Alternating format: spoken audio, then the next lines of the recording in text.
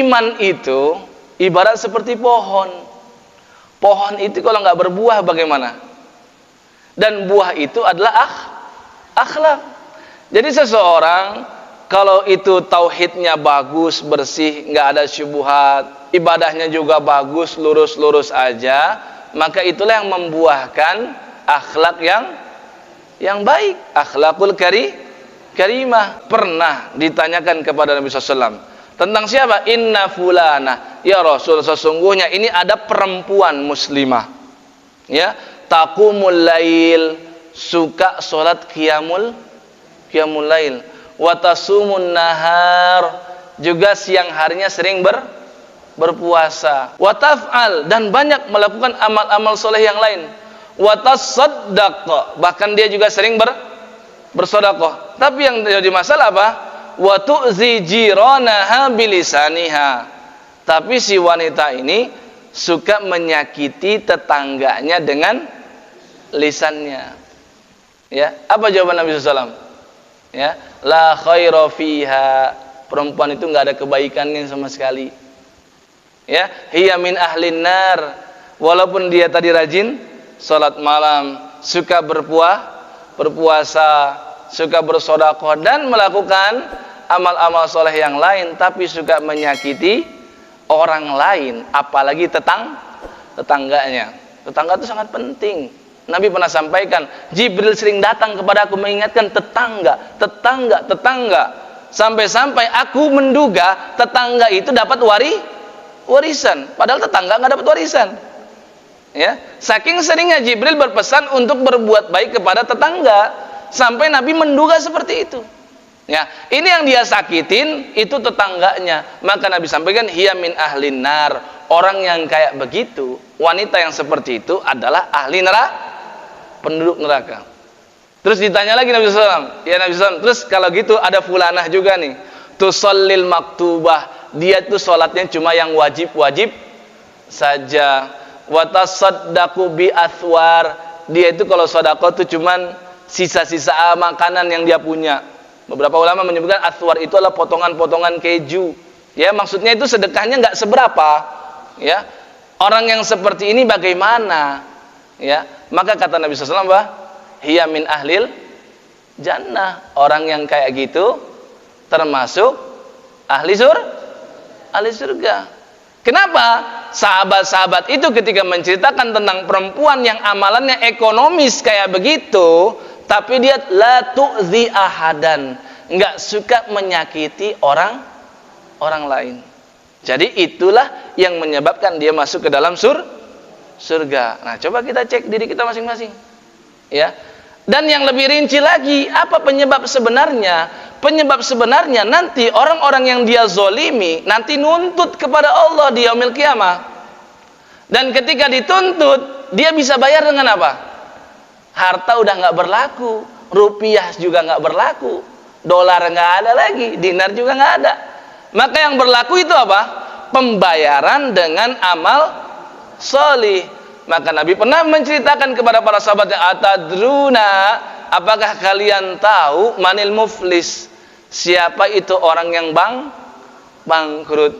Para sahabat menjawab, ya Rasulullah, al muflisu fina, setahu kami orang-orang yang disebut dengan bangkrut di antara kami itu adalah man la dirhamalahu wala mata', yang enggak punya uang, enggak punya ya harta-harta yang lain, barang-barang yang lain.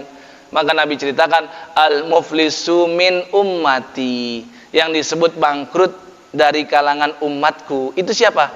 Ya'ti yaumal qiyamah, hari kiamat dia datang bisolah, dengan sholatnya, ya, dengan siamnya, puasanya, dengan zakatnya, banyak amal soleh disebutkan oleh Nabi SAW. Tapi apa? Syatama hadza wa qadzafa hadza, dia mencela orang lain, si fulan ini, dia qadzafa, menuduh orang lain seperti ini, memfitnahnya maksudnya, wa akala mala hadza, memakan harta si fulan ini, ya. Kemudian apalagi kata Nabi SAW, wa safaka dama hadza, menumpahkan darah si fulan, ya, dan suka memukul si fulan dan lain sebagainya. Nabi sebutkan intinya orang ini akhlaknya nggak baik kepada orang lain, suka zalim sama orang lain. Maka kata Nabi SAW, nanti orang-orang ini akan menghadap Allah Subhanahu wa taala ngadu. Ya Allah, si fulan ini melakukan ini kepadaku. Maka apa yang terjadi? Harus dibayar. Caranya bagaimana? Allah ambil hasanatnya, kebaikan dia, dioper ke orang yang dizolimi tadi. Datang lagi, dioper lagi, dikurangi terus. Apa kata Islam? Sampai akhirnya habis, rekening pahalanya habis. Terus ternyata yang ngadu lebih banyak daripada rekening pahalanya. Apa yang terjadi? Datang lagi, ya Allah ini si fulan zolim ini. Maka yang terjadi, Allah ambil dosa dari yang dizolimi, dioper ke rekening dosanya orang yang menzolimi tadi. Karena sudah kehabisan rekening pahala, jadinya defisit. Ya, ini yang terjadi, yang menyebabkan dia termasuk ahli neraka. Karena orang-orang yang pernah dizolimi itu akan mengadu kepada Allah. Maka perhatikan betul, setiap ibadah di dalam Al-Quran itu umumnya dikait-kaitkan dengan akhlak yang baik. Ini ingin menunjukkan seharusnya ibadah itu menyebabkan akhlak kita semakin baik. Tentang sholat, wa aqimis sholat inna sholata tanha anil fahsyai wal munkar wala dzikrullahi akbar. Di surah Al-Ankabut itu ada ayat 45. Dirikanlah sholat, sesungguhnya sholat itu tanha, mencegah seseorang anil fahsyai wal munkar, dari perbuatan keji dan munkar. Harusnya begitu. Tapi kalau ada orang yang rajin sholat tapi masih suka melakukan perbuatan keji dan munkar, berarti yang salah cara sholatnya dia. Ya, haji juga begitu. Allah sebutkan, ya, al-hajju ashhurum ma'lumat, faman farada fihinna al-hajja fala rafatha wala fusuqa wala jidala fil hajj. Haji juga dikaitkan dengan akhlak. Faman farada fihinna al-hajja, barang siapa yang melakukan haji di bulan-bulan yang tadi sudah dimaklumi, al-hajju asyhurun ma'lumat, maka apa? Fala rafath, janganlah ucapkan perkataan kotor, wala fusuqa, jangan berbuat dosa, wala jidala, jangan bertengkar ketika sedang haji. Dikaitkan dengan, lagi-lagi dengan akhlak. Zakat, infak memang nggak ada kaitan dengan akhlak? Ada. Ya ayyuhalladzina amanu anfiqu min thayyibati ma kasabtum wa mimma akhrajna lakum minal ard. Wahai orang-orang beriman, infakkanlah, tunaikanlah zakat dan berikanlah infak dari apa? Thayyibati ma kasabtum, yang baik-baik dari yang kamu peroleh. Wa mimma akhrajna lakum minal ard, dan hasil-hasil pertanian yang baik yang sudah kami keluarkan dari muka bumi kepadamu. Apa kata Allah berikutnya nih tentang akhlak?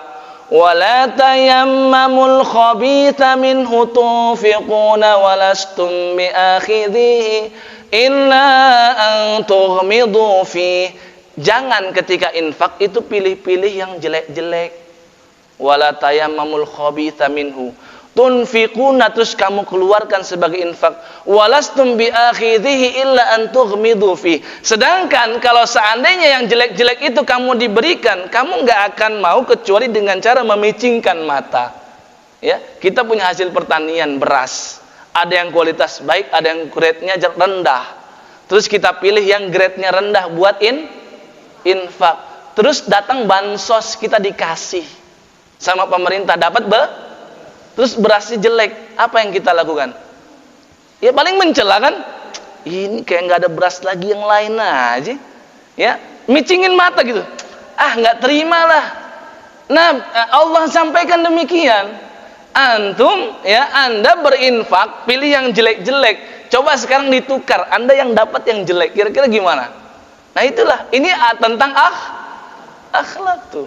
Jadi amal soleh umumnya di dalam Al-Quran biasanya selalu dikaitkan dengan akhlak, supaya kita mengerti akhlak itu adalah buah dari amal soleh.